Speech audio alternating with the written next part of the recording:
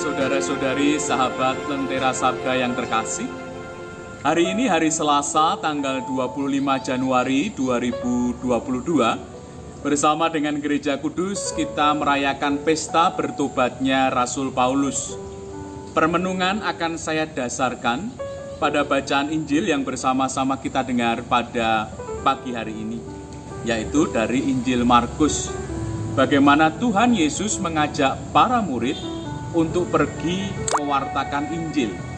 Injil adalah kabar sukacita dan juga kabar gembira. Terkadang kita menjadi bingung bagaimana mewartakan Injil di dalam dunia atau kehidupan saat ini.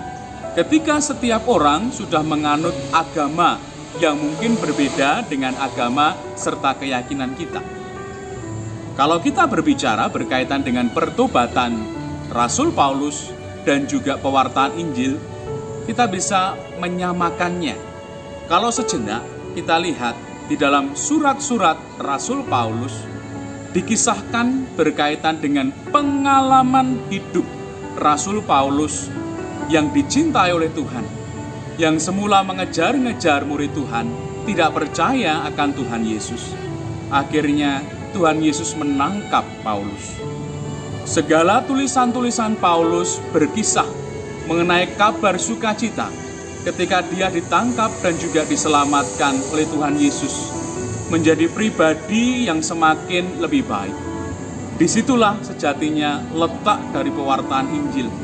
Ketika kita di dalam kehidupan kita merasa bagaimana Tuhan mencintai kita, bagaimana Tuhan mengubah hidup kita, itulah yang sejatinya kita wartakan, yaitu sukacita, kegembiraan sebagai pribadi-pribadi yang ditebus oleh Tuhan. Sehingga menjadi tantangan juga bagi kita sebagai pengikut Kristus.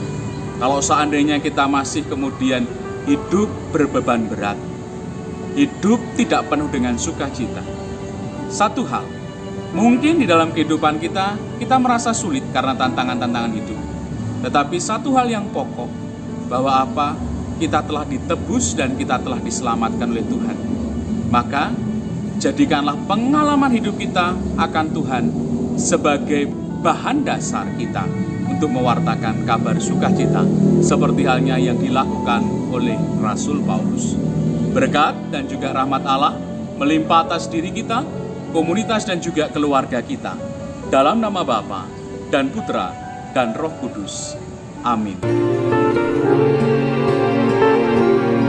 Lentera Sabda.